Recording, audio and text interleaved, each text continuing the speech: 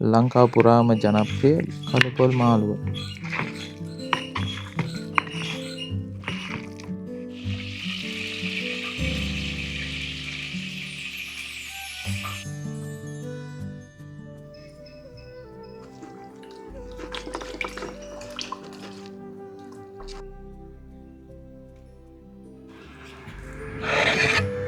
එතකොට මේකට අපි යොදා ගන්නවා කළු ගම්මිරිස්, වැදපු තුන පහ, සූදුරු කුඩු, එනසල්, කුරුඳු කුඩු, කොත්තමල්ලි කුඩු, සූදුරු කුඩු, මහදුරු කුඩු.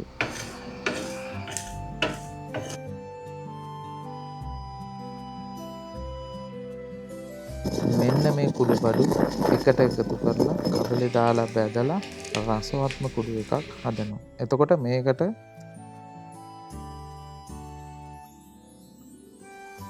තව විශේෂ දේවල් දෙකක් එකතු කරනවා. එකක් තමයි පොල්.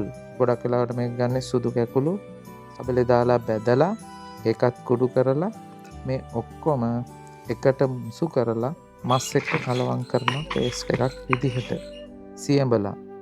සියඹලා භාවිතා කරන්නේ මස් වල තියෙන මෘදු ගතිය වැඩි කරගන්න. මොකද මස් එක ගොඩක් සොෆ්ට් එන්න.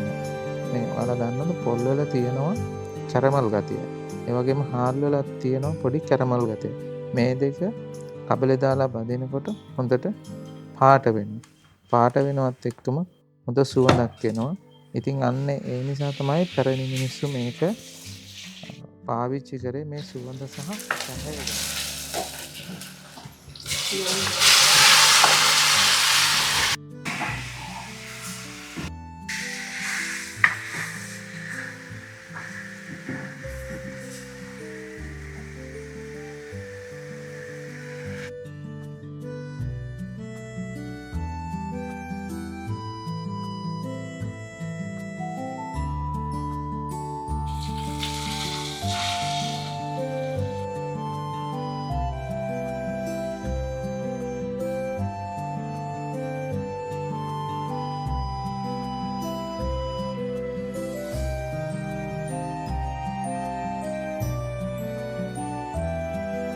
පැරණි මිනිස්සු මේක පාවිච්චි කරේ මේ සුවඳ සහ පැහැය ගන්න.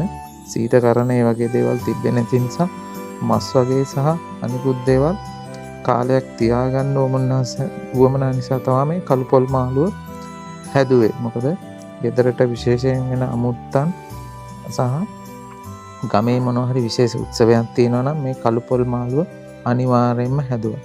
අන්න ඒක නිසා තමයි අදටත් ලංකාව පුරාම මේ කළු පොල් මාළුව ගොඩාක් ජනප්‍රිය.